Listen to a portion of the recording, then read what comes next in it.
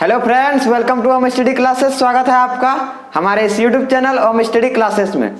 तो आज देखिए, आज कंटिन्यू करने वाले हैं हम 10th के एनसीईआरटी मैथ्स। 10th के एनसीईआरटी मैथ्स को कंटिन्यू करेंगे।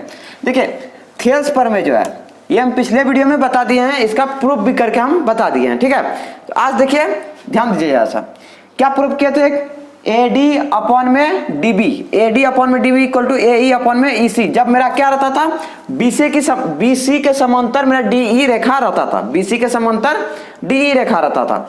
अब देखिए, इससे मेरा एक और निष्कर्ष क्या निकलेगा, एक और कंक्लूजन क्या निकलेगा देखिएगा।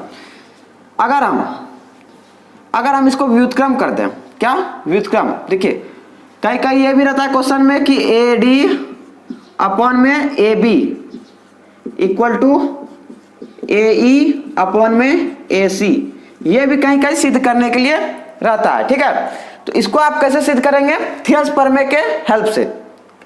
इसके हेल्प से कैसे सिद्ध करेंगे, जब मेरा रेखा क्या रहे, BC के समांतर DE रेखा रहे। उदाहरण 1 में है, आप इसको देख सकते हैं। अब देखिए इसको कैसे हम प्रूव करेंगे। तो देखिए यहाँ पे AD है, AD फिक्स है, और इसमें क्या है, AE है। AD और AD और AE, ध्यान दीजिएगा। DB तो नहीं है, यहाँ पे DB है क्या, DB नहीं है। यहाँ भी EC देखिए, EC है, इसमें नहीं है। हम क्या करेंगे, इसका व्युत्क्रम करेंगे, लिखेंगे व्युत्क्रम करने पर, व्युत्क्रम करने पर जब हम व्युत्क्रम करेंगे इसका, ये थेल्स प्रमेय का प्रूफ करके लाए हैं। ठीक है, तो जब हम व्युत्क्रम करेंगे क्या हो जाएगा, DB अपॉन में AD equal to EC upon में AE। अब क्या करेंगे, दोनों तरफ एक जोड़ देंगे, दोनों तरफ क्या करेंगे, अपने मन से एक जोड़ देंगे, लिखेंगे दोनों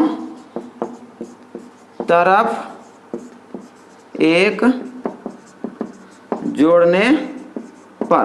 तो जब दोनों तरफ एक जोड़ेंगे तो क्या हो जाएगा, DB बटे AD plus 1 equal to EC upon AE plus 1, इतना हो जाएगा क्या। अब देखिए इसका एलसीएम क्या आ जाएगा, AD आ जाएगा, इसका एलसीएम क्या आ जाएगा, AE। यहां तो AD कट जाएगा, क्या बच जाएगा, DB। इसके नीचे कुछ नहीं तो 1 से AD को मल्टीप्लाई करेंगे तो AD हो जाएगा। तो यहां से भी 1 इंटू AD हो जाएगा, देखिए 1 इंटू AD तो AD, फिर AE कैंसिल, EC बच जाएगा यहाँ पे, EC प्लस A इंटू, देखिए कुछ नहीं है तो 1 है, 1 इंटू AE, तो यहाँ भी क्या 1 इंटू AE, तो AE ही हो जाएगा। अब ध्यान दीजिएगा इस जगह से क्या कि देखिए DB और AD को हम क्या लिख सकते हैं, DB प्लस AD को हम क्या लिख सकते हैं, AB, तो AB लिख सकते हैं इसको। और क्या है नीचे, AD है equal to EC plus AE को क्या लिख सकते हैं, EC, देखिए EC प्लस AE को क्या लिख सकते हैं, AC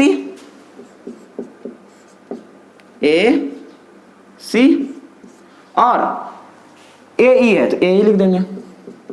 अब क्या करेंगे, फिर व्युत्क्रम करेंगे, लिखेंगे व्युत्क्रम करने पर। जब व्युत्क्रम करेंगे तो क्या आ जाएगा, देखिए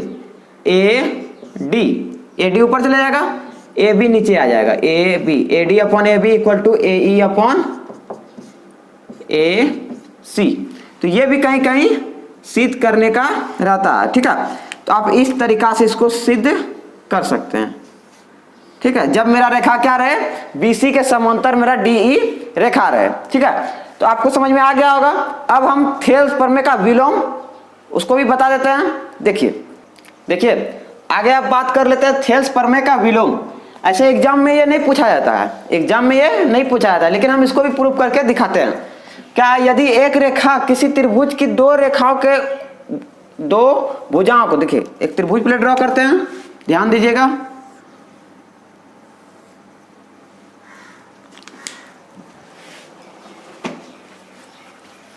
आपको बस ध्यान से देखना है। ठीक है, देखिए ये मेरा सपोज त्रिभुज है ABC। ठीक है, ABC त्रिभुज है। क्या बोल रहा है कि यदि एक रेखा किसी त्रिभुज की दो रेखाओं को एक ही अनुपात में विभाजित करती है, एक ही अनुपात में विभाजित करती है, ठीक है, यहां ले लिए हम सपोज ये क्या है, डी और ई एक ही रेखा एक ही अनुपात में विभाजित करती है, विभाजित करे तो वह तीसरी भुजा के समांतर होती है या नहीं होती है, तो ये हमको प्रूव करके दिखाना है। तीसरी भुजा के समांतर यानी बीसी के समांतर, इसके बीच हम डी डाले, इसके बीच ई डाले, तो तीसरी भुजा कौन हो गया, बीसी, इसके बीच का ये हो गया, इसके बीच का ये हो गया, ये खाली बच गया, यानी बीसी के समांतर डी मेरा होता है या नहीं होता है, इसको हमको प्रूव करके दिखाना है। ठीक है, उसमें क्या करते थे हम कि समांतर रहता था उसमें अनुपात प्रूव करते थे, लेकिन इसमें अनुपात दिया हुआ है, हमको समांतर प्रूव करना है। यही है थेल्स प्रमेय का विलोम। थेल्स प्रमेय में क्या अनुपात को हमको निकालना होता था, समांतर दिया हुआ रहता था दोनों लाइन, लेकिन इसमें समांतर निकालना है हमको, अनुपात दिया हुआ है। ठीक है, तो सबसे पहले आपको पहला पॉइंट क्या लिखना है, देखिए पहला पॉइंट क्या लिखना है, हल। हल क्या होगा, पहले दिया है, क्या दिया हुआ है, दिया है, क्या दिया हुआ है, देखिए ए बी सी एक त्रिभुज है, कन्फर्म है, हम बना दिए हैं, तो लिखेंगे दिया है ए बी सी एक त्रिभुज है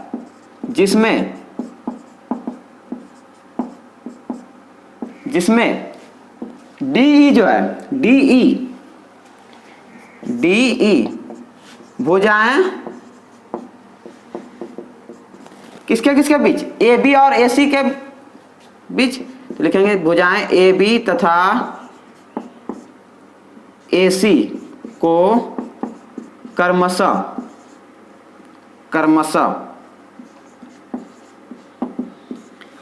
कहां पर, डी और ई, क्रमशः डी और ई पर इस प्रकार विभाजित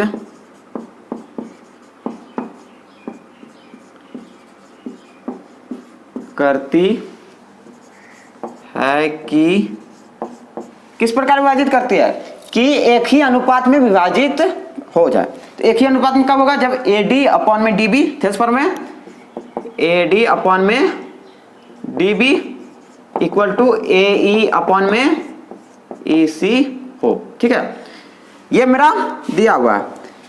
ए बी सी एक त्रिभुज है जिसमें डी ई भुजाएं ए बी तथा ए सी को क्रमशः डी और ई पर इस प्रकार विभाजित करते हैं कि ए डी अपॉन में A B, A D upon में D B, A D upon में डी बी और ए ई अपॉन में ई सी दिया हुआ है। अब हमको ये चेक करना है कि क्या यह डी बी सी के समांतर डी मेरा रेखा है या नहीं है। तो कैसे चेक करेंगे, देखिए ये दिया हुआ है मेरा, आगे क्या लिखना है आपको, सिद्ध करना है,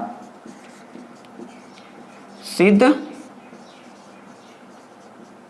करना है। क्या सिद्ध करना है कि बीसी के समांतर डीई है या नहीं है। तो हमको सिद्ध करना है बीसी के समांतर, देखिए कलर चेंज कर देते हैं थोड़ा, आप पॉइंट बना बना के लिखेंगे ना तो सही रहेगा। सिद्ध करना है क्या, बीसी के समांतर यानी पैरेलल कौन, डीई, ये हमको सिद्ध करना है। ठीक है, तो यहां तक आप नोट कर लिए होंगे, आपको समझ में आ गया होगा कि क्या सिद्ध करना है। अब देखिए आगे आपको लिखना है, सिद्ध करना है के बाद रचना, क्या लिखना है, रचना। रचना के बाद हम प्रमाण करेंगे, रचना।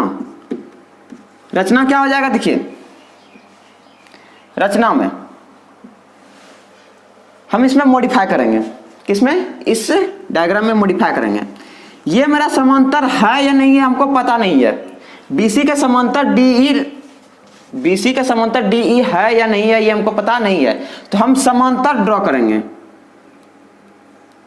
ठीक है, इसको मान लेते हैं सपोज इधर है ये। ठीक है, अब हम एक समांतर ड्रॉ करेंगे,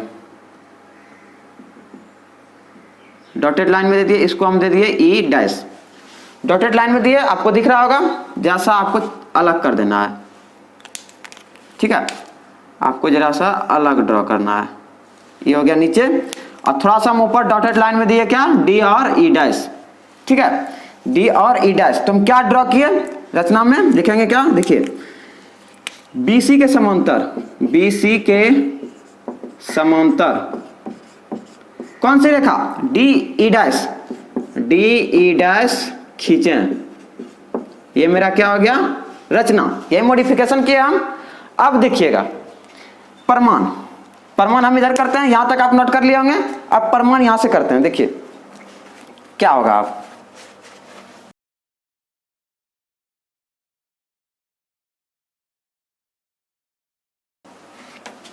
इसको हम इक्वेशन फर्स्ट मान लेते हैं, इसको इक्वेशन फर्स्ट मान लिए, ठीक है। अब देखिए क्या लिखना है आपको आगे, प्रमाण। प्रमाण में क्या हो जाएगा, देखिए अगर हम थेल्स प्रमेय में लगाते हैं तो क्या हो जाएगा, जब दिया हुआ है समांतर, कौन दिया हुआ है, BC के समांतर DE डैश है, BC के समांतर कौन है, DE डैश है। तब जब समांतर है, दिया हुआ है, कंफर्म है, जब समांतर है तो हम थेल्स प्रमेय लगा सकते हैं। क्या हो जाएगा, AD अपॉन में DB, तब AD अपॉन में DB इक्वल टू AE नहीं, क्योंकि समांतर कौन है, DE डैश है, तो AE डैश अपॉन में E dash C, AE dash upon में E डैश C।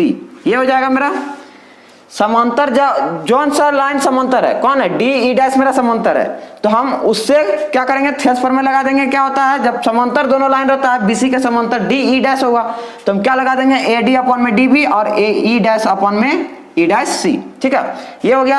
अब देखिए जरा सा ध्यान दीजिएगा क्या, कि देखिए यहां पर मेरा AD अपॉन में DB, AD अपॉन में DB इधर इक्वल हो रहा है, तो हम इसको भी इक्वल कर सकते हैं कि ना, इसको भी आपस में इक्वल कर सकते हैं। जब AD अपॉन में DB है, यहाँ भी AD अपॉन में DB है, तो हम क्या लिख सकते हैं, इसको हम इक्वेशन सेकंड मान लेंगे, ठीक है। आपको इधर अब नोट करना है, इधर से इधर। अब क्या लिखेंगे, समीकरण 1 तथा समीकरण 2 से, तो जब AD अपॉन में DB, इधर भी AD अपॉन में DB है, तो हम इसको भी इक्वल कर सकते हैं। क्या हो जाएगा, देखिए AE अपॉन में EC equal to AE dash upon में E डैश C। अब देखिए AE इक्वल टू क्या, ऊपर ऊपर बराबर हो जाएगा, AE equal to AE dash, तो हम लिख सकते हैं इसलिए AE equal to AE dash. अब देखिए जब AE का माप, AE जो नाप है A से E तक, A से E तक जितना है वही A से E डैश भी है। इसका मतलब पॉइंट मेरा सेम है, पॉइंट मेरा वही बिंदु आया, AE जितना है वही मेरा AE डैश भी है, तो मतलब E और E डैश एक ही जगह है, तब ना बराबर आया। तो जब बराबर है दोनों, तो हम क्या लिख सकते हैं, अतः BC समांतर क्या, DE। देखिए ये तो दिया हुआ था BC समांतर क्या, DE डैश। E डैश हमको पता चल गया कि E ही बिंदु पर है, जहां E पर E अंकित है वहीं पर E डैश भी अंकित हुआ, वहीं पर अंकित हुआ, इसीलिए हम इसको दोनों को इक्वल कर दिए। E डैश के जगह पर हम किसको ले लिए, E को ले लिए। तो यही समांतर मेरा प्रूफ करना था। उम्मीद करते हैं आपको समझ में आ गया होगा। यही था मेरा थेल्स प्रमेय का विलोम। अब हम एक्सरसाइज के सवालों को भी सॉल्व करते हैं, देखते हैं एक्सरसाइज में क्या है। देखिए अब एक्सरसाइज का सवाल क्या है, एक्सरसाइज 6.2 क्वेश्चन नंबर 1 क्या बोल रहा है, आकृति 6.17 यानी 6.17 फर्स्ट और सेकंड में DE समांतर BC है, DE के समांतर BC है, ये कंफर्म है, दिया हुआ है।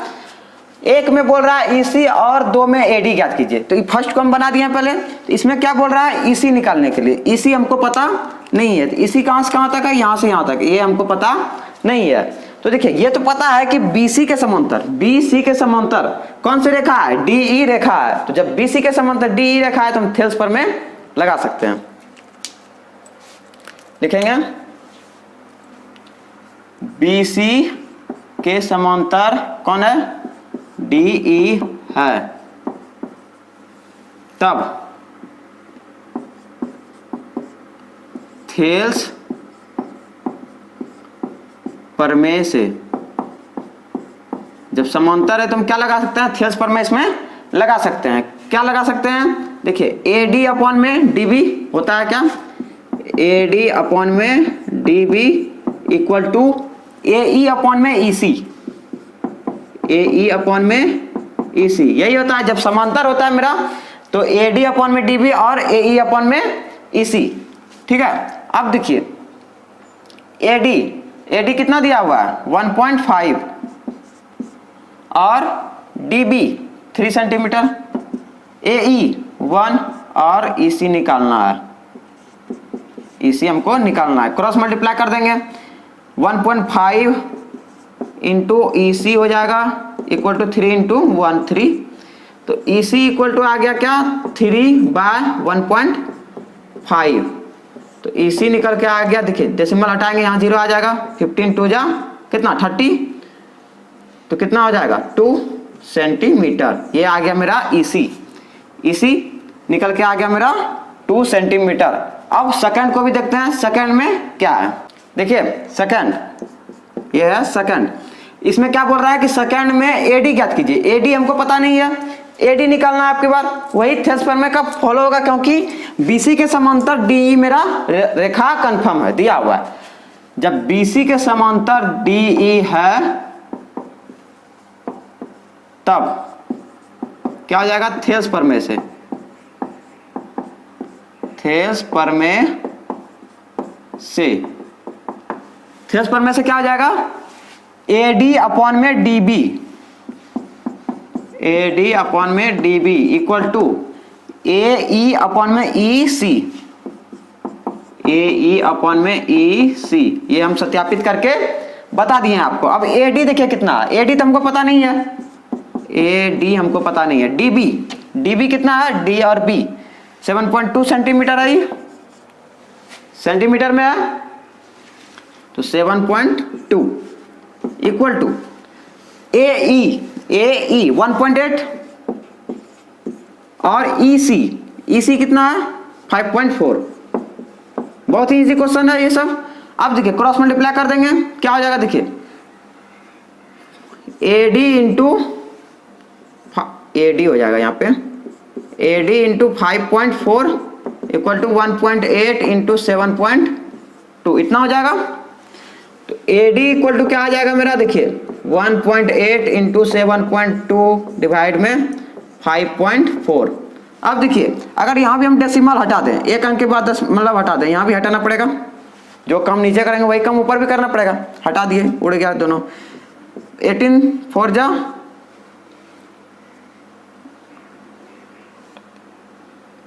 3 जा 18 3 जा कितना 54। अब देखिए 3 से ही कितना टाइम्स 7.2 3 से डिवाइड करना है, 3 2 जा 6 1 2 3 4 जा 12, एक अंक के बाद दशमलव है तो लगा देंगे यानी 2.4 आ जाएगा, तो AD मेरा निकल के क्या आ गया 2.4 सेंटीमीटर। ठीक है, तो आपको समझ में आ गया होगा कि AD मेरा कैसे निकला, थेस प्रमेय हम लगा दिए, थेस प्रमेय क्यों लगाए, क्योंकि मेरा क्या है BC के समांतर मेरा DE रेखा दिया हुआ है, जब समांतर है तो हम इसमें समानुपाती कर सकते हैं। देखिए AD अपॉन में DB, भुजाएं क्या होता है आपस में अनुपात में बराबर होता है, देखिए AD अपॉन में DB और AE अपॉन में EC, तो आपको समझ में आ गया होगा। अब देखते हैं क्वेश्चन नंबर 2। देखिए क्वेश्चन नंबर 2 क्या बोल रहा है, किसी त्रिभुज PQR की भुजाओं PQ और PR पर क्रमशः बिंदु E और F स्थित है। तो देखिए PQR त्रिभुज है, PQR, तो PQ और PR पर कौन स्थित है, E और F स्थित है, E और F स्थित है। ठीक है, और क्या बोल रहा है स्थित है, निम्नलिखित में से प्रत्येक स्थिति के लिए बताइए कि क्या EF समांतर QR है, EF समांतर QR है, ये हमको बताना है। तो देखिए समांतर कब होगा, समांतर कब होगा, जब मेरा क्या होगा समान अनुपात में विभाजित होगा, ये दोनों भुजाएं क्या होगा समान अनुपात में विभाजित जब होगा। तो देखिए समान अनुपात में विभाजित हम चेक कर लेंगे इसको, देखिए इसको चेक करेंगे कैसे, पी ई अपॉन में E Q equal to P F upon में एफ आर। अगर इक्वल आया तब मेरा यह जो है समांतर है, अन्यथा नहीं है। तो लगा देंगे उसमें, देखिए पी एफ बटे E Q equal to P E बटे E Q equal to P F बटे F R. P E 3.9, E Q 3, P F 3.6, 2.4। अब देखिए 13 टाइम में 1.3 आ जाएगा, 12 से 2 टाइम में, 12 से 3 टाइम में 1.3 आ गया। यहाँ पे कुछ नहीं, नीचे 1, यहाँ पे आ गया 3/2। मल्टीप्लाई करेंगे, क्रॉस मल्टीप्लाई क्या आ जाएगा 2.6, 13 टू 26 और एक अंक के पास 2.6 इक्वल टू 3 1 3। देखिए बराबर आया, यहाँ पे बराबर आया, नहीं आया। इसका मतलब हम लिख सकते हैं अतः क्या ई एफ समांतर क्यू आर नहीं है। ठीक है, इतना आपको लिख देना है। आप यहां पे ये भी लिख सकते हैं, भुजाएं समान अनुपात में, चूंकि लगा के लिख सकते हैं, चूंकि भुजाएं समान अनुपात में विभाजित नहीं है, अतः तब आपको ये लिख देना। इसके बाद क्या लिखना है, अतः ई एफ समांतर क्यू आर नहीं है। ठीक है, तो आगे देखते हैं इससे सेकंड। आगे देखिए सेकंड है P for Q E, P E और क्यू ई, पी एफ और आर एफ दिया हुआ है। उसी तरह लगा देंगे, चेक करेंगे पहले। पी ई अपॉन में E Q equal to P F upon में एफ आर। पी ई कितना है 4, ई क्यू वही Q E 4.5 equal to P F 8 और आर एफ 9। चेक करेंगे इसको भी। तो देखिए यहाँ पे देखिए, अगर हम इसको क्रॉस मल्टीप्लाई करते हैं, क्या करें, क्रॉस मल्टीप्लाई करते हैं, तो यहाँ क्या आ जाएगा 9 4 जा 36 और यहाँ पर क्या आ जाएगा 8 को जब हम 4.5 से मल्टीप्लाई करेंगे, देखिए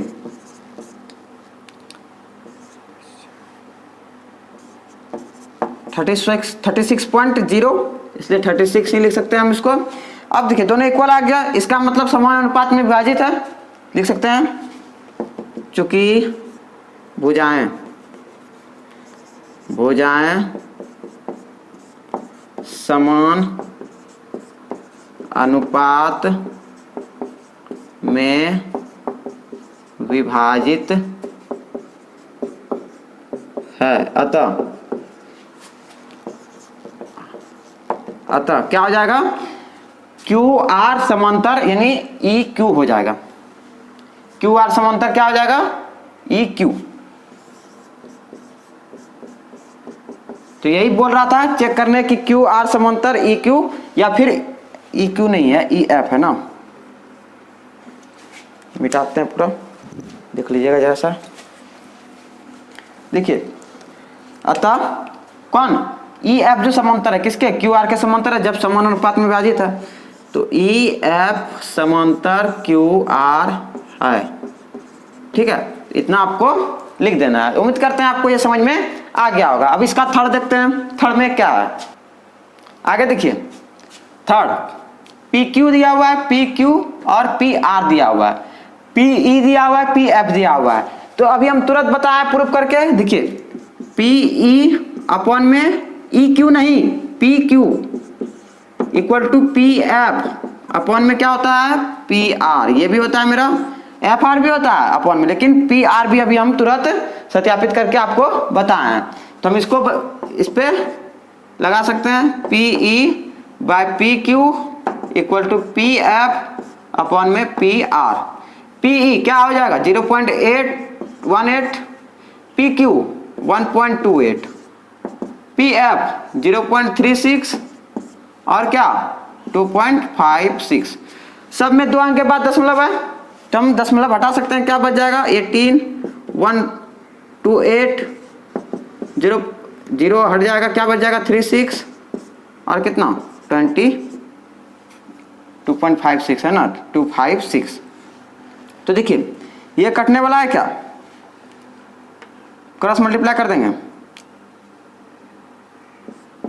ये तो 18 इसका भी 128, इसका मतलब बराबर आ गया। देखिए 18 128 इक्वल टू 18 128 आपस में बराबर है, तो लिखेंगे चूंकि जब आपस में बराबर हो गया तो हम लिख सकते हैं अतः क्या EF समांतर QR है। ठीक है, तो उम्मीद करते हैं आपको समझ में आ गया होगा। तो आज की इस वीडियो में इतना ही रहने देते हैं, मिलते हैं फिर अगले वीडियो में, तब तक के लिए बाय बाय, जय हिंद। अगर आपको ये वीडियो अच्छा लगा है तो ज़्यादा से ज़्यादा इसको लाइक कीजिए, शेयर कीजिए, चैनल पे अगर नया है तो चैनल को सब्सक्राइब भी जरूर कीजिएगा। मिलते हैं फिर अगले वीडियो में, तब तक के लिए बाय बाय, जय हिंद।